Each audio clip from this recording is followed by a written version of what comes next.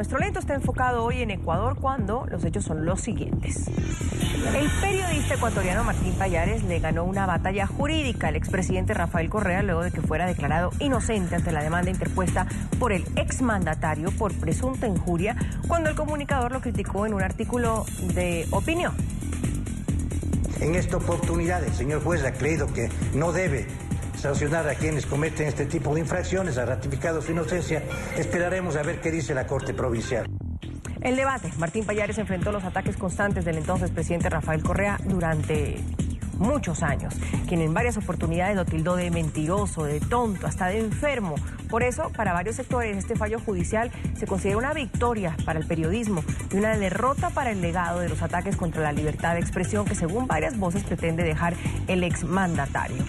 Una decisión judicial justa. Podemos ahora hablar de una justicia independiente en Ecuador una vez que Rafael Correa ya no es presidente. Vamos a discutirlo hoy en Zoom a la noticia. Bienvenidos. El más reciente acontecimiento que generó justamente esta demanda del expresidente Rafael Correa contra Martín Pallares inició el 25 de abril del 2017, cuando el periodista publicó un artículo en el portal 4 Pelagatos titulado "Si a Correa le sorprenden robando, podría decir que estaba cuidando". El texto hace referencia a las expresiones del entonces presidente, quien señaló que el pago de $1 millón de Odebrecht al exministro de Electricidad, Alexei Mosquera, fue un acuerdo entre privados. Es perfectamente posible imaginar a Rafael Correa detenido por la policía saliendo por la ventana de una casa que no es la suya, con un lote de joyas en sus manos, diciendo a sus captores que no estaba robando, sino que entró para regar las plantas del vecino, y como vio que había unos objetos brillantes tirados en una caja fuerte, pensó que lo mejor era sacarlos a la calle para preguntar a los transeúntes si les pertenecía o no. Y claro, también hay que imaginarlo diciendo que eso no es delito. El artículo despertó la indignación del expresidente Correa, quien presentó una denuncia el 5 de junio contra Pallares por considerar que el periodista supuestamente le profirió expresiones en descrédito o deshonra, como lo estipula el artículo 396 del Código Orgánico Integral Penal. Artículo 396. Contravenciones de cuarta clase. Será sancionada con pena privativa de libertad de 15 a 30 días. La persona que por cualquier medio profiera expresiones en descrédito o deshonra en contra de otra, esta contravención no será punible si las expresiones son recíprocas en el mismo acto. Tras ser llevado a juicio, Pallares, por medio de su abogado, defendió su artículo de opinión, asegurando que lo que él hizo era un símil de una situación y no una acusación. Argumento suficiente para que el 3 de julio, luego de una audiencia por cerca de 4 horas, el juez Fabricio Carrasco de la Unidad de Contravenciones de Pichincha lo declarara inocente y desestimara la demanda planteada por el exmandatario. El presidente Correa manifestó su rechazo frente al fallo por medio de su Twitter. Pallares y compañía, como siempre, mienten. Juez ratificó la existencia material de la infracción, pero dijo que no se demostró que Pallares fuera el responsable. Obviamente respetamos la decisión del juez, pero no la compartimos. Y con lo anterior los invito a responder la siguiente pregunta en @NTN24 Zoom, está en su pantalla. Luego de 9 años, el expresidente Correa pierde una demanda. ¿Se puede hablar ahora de justicia independiente en el país? Bajo el hashtag Zoom, caso Pallares, los invito a que respondan. Y quiero saludar en Quito, Ecuador, al protagonista de esta noticia, Martín Pallares, periodista ecuatoriano, me acompaña el día de hoy. Martín, un gusto saludarte, bienvenido. Buenas noches, Andrea, un gusto. Gracias. Después de tantos años de roces, de peleas, ya vamos a ver cómo lo has calificado tú, esa relación o no relación que había con el presidente Rafael Correa, nunca te puso una demanda y lo hace cuando es expresidente. ¿Cómo te cayó esa noticia? Bueno, la noticia me cayó muy mal, pero haciendo referencia al razonamiento que haces antes de la pregunta, Andrea, a mí me parece que la denuncia se produce después, como tú bien decías, después de tantos años. Yo tengo la sospecha de que aquí había un mensaje de amedrentamiento a la prensa, porque este era un artículo que tenía relación con el caso Odebrecht y que tenía y que se refería a la forma en que el expresidente Correa, entonces presidente, argumentó para proteger a un exministro suyo, Alexei Mosquera, por haber recibido $1 millón de la empresa Odebrecht. Entonces yo creo que la denuncia es el último episodio de una larga historia de acoso desde el poder, que se explica también en este caso de corrupción. Ahora, Martín, se te hizo extraño que Correa pusiera una demanda siendo expresidente? Es decir, quizás muchos periodistas la esperaban siempre que salían sus programas, sus artículos, sus columnas como presidente. Ya vamos a hablar del tipo de demandas que hizo entre el 2008 y el 2016, pero como expresidente. Sí, se hizo extraño y además muy extraño que en la demanda no señaló que la supuesta infracción, el supuesto delito que yo habría cometido, se produjo cuando él estaba en ejercicio de la presidencia, ¿no? Eso es un tema clave porque consideramos que siendo presidente de la República, siendo mandatario, su nivel de tolerancia, ¿no es cierto?, debía haber sido mucho mayor por tratarse de una crítica de un tema público, de un tema en el que él estaba involucrado, que es un tema de interés de la sociedad y que ameritaba ser analizado. Ahora, Martín, ¿crees que tu caso sienta un precedente? Ahí hablábamos en el programa de ayer de una forma diferente de gobernar, como vemos a Lenín Moreno. Ha tomado decisiones que incluso el mismo presidente en su tuit ya critica al gobierno de Lenín Moreno. ¿Sienta un precedente frente a ese trato a los periodistas? Yo creo que es una noticia muy buena. Creo que por varios motivos, ¿no? Uno, me parece que este fallo, la decisión del juez, hubiera sido muy difícil mientras Correa ejercía la presidencia, a pesar de que se habla que Correa dejó instalado un sistema de administración de justicia dependiente de él, fiel a su figura. Esto de alguna forma es una señal, ¿no? Un síntoma que nos permite pensar que hay la posibilidad de un proceso de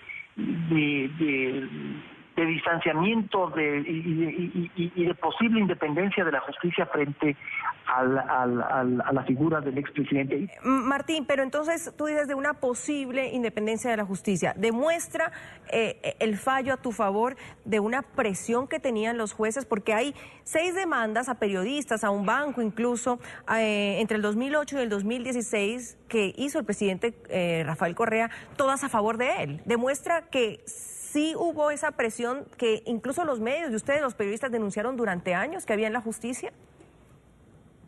No solo era conocido acá la influencia y la presión que ejercía el gobierno sobre la justicia, sino que hay auditorías internacionales que hablan sobre esa situación, ¿no?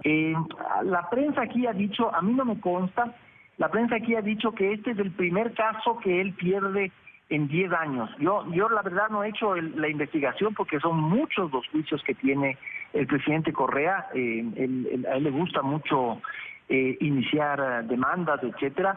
Sí, porque quiero que recordemos que desde el 2008 al 2016 citemos solamente 6 de los que hemos investigado, de las cuales todas ganó Martín. Él interpuso procesos judiciales contra el Banco Pichincha, contra los periodistas Juan Carlos Calderón y Cristian Zurita, contra los directivos del diario El Universo, en contra de los veedores Pablo Chambers y Gerardo Portillo, quienes investigaron los contratos celebrados por el hermano del presidente Fabricio Correa con el Estado ecuatoriano, contra el exasambleísta Clever Jiménez y sus asesores Fernando Villavicencio y Carlos Figueroa, y contra el vicealcalde de Quito, Eduardo del Pozo. E insisto, todos favorables para el presidente Correa. Martín, hablabas tú de acoso. Incluso hay una carta de tu esposa para el presidente Rafael Correa, creo que la vamos a revisar más adelante, pero ¿cómo ha sido para ti estos años? Tú eres un emblema de un periodista, representas al periodismo en el país. Para ti estos años, con esa fricción, con ese acoso, con esa permanente mirada de todos los sábados frente a los periodistas ecuatorianos, hasta tuviste que salir del medio en el que trabajaste mucho tiempo. Sí, Andrea, han sido años de zozobra, de temor, de indignación, de frustración, Este proceso arrancó en el año 2009.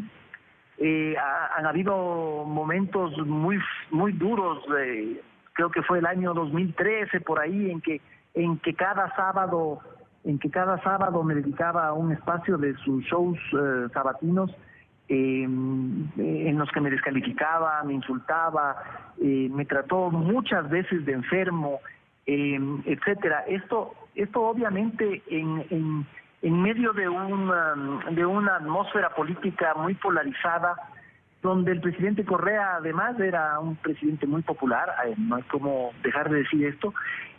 Todo este tipo de acoso significaba un temor muy grande por mi seguridad personal, por mi integridad física.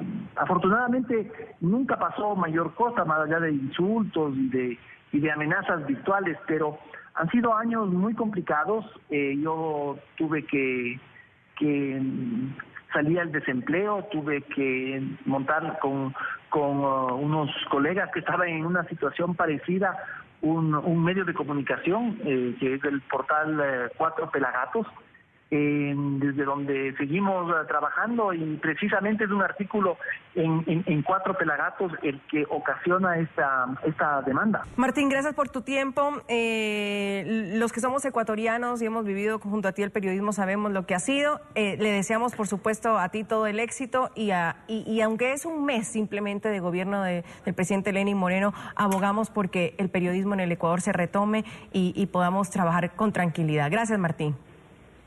Gracias, Andrea. Gracias. Vamos a saludar porque vamos a mirar también otra óptica, la de Rommel Jurado. Él es coautor de la Ley de Comunicación, consultor en temas de derechos de comunicación, esa ley que algunos medios, algunos periodistas han llamado la ley mordaza en el país, y él nos está acompañando desde Madrid, España. Rommel, un gusto tenerlo, bienvenido. Buenas noches, Andrea. Un gusto también estar con usted y su audiencia. Más allá de la labor del periodista, que entiendo que debe ser, por supuesto, responsable, objetiva, buscar las dos partes de la historia, etcétera, el uso de la justicia o el uso, de los jueces para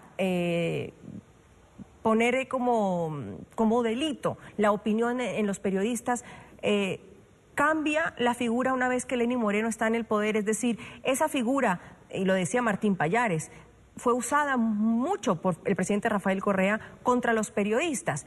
¿Realmente fue bien usada? ¿Estuvo de forma adecuada usada por el presidente Rafael Correa? Mire, su pregunta es compleja porque tiene varias aristas. La primera importante es pensar si lo que ha hecho el señor Martín Pallares es un ejercicio legítimo de periodismo de opinión. Y hay una fórmula muy sencilla, la inventó Kant hace ya bastante tiempo, para saber si un acto de comunicación es justo o no, y es simplemente interpolar a los actores. Imaginemos, por ejemplo, que fue el expresidente Correa el que escribió el texto, y pongamos en el texto el nombre de Martín Pallares. El texto sería así, haciendo esta inversión de papeles.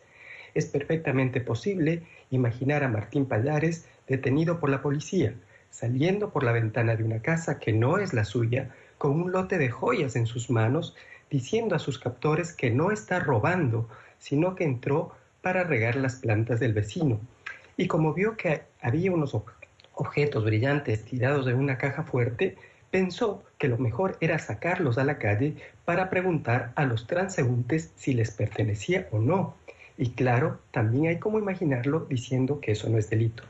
Si usted hace esta interpolación, es muy posible que el señor Martín Pallares se sienta ofendido en su honra, en su honor de buen ciudadano, de hombre decente, por este tipo de afirmaciones, que no son afirmaciones de un hecho cierto, sino son suposiciones, símiles ha dicho. Entonces, lo que creo que es problemático es que en el trabajo periodístico legítimo uno se permita incluir suposiciones de otra persona sobre hechos delictivos. Eso complicaría la narración, nos haría víctimas a los periodistas, a los ciudadanos, a cualquier persona en general, de las suposiciones de otros, y que aceptemos esas suposiciones delictivas de otro como una opinión. A mí me parece que ahí hay una deficiencia en la calidad de la práctica periodística del señor Pallares, pues esa es mi opinión, y creo que efectivamente, si se invierten los papeles, el señor Pallares y cualquier ciudadano se sentiría ofendido por este tipo de suposiciones proferidas por cualquier periodista. Rommel, por otro, sí, la ley de comunicación, para hablar lo de la justicia también, fomentó, quizás para algunos medios y algunos periodistas, le pregunto yo, fomentó el hecho que quien se sintiera ofendido, como usted dice, hay la posibilidad, la otra es que no, que lo lea y diga, bueno, es un artículo de opinión y no le ponga atención. Hay la posibilidad. Fomenta a ese uso de la justicia para señalar a los periodistas, es decir, para criminalizar la opinión.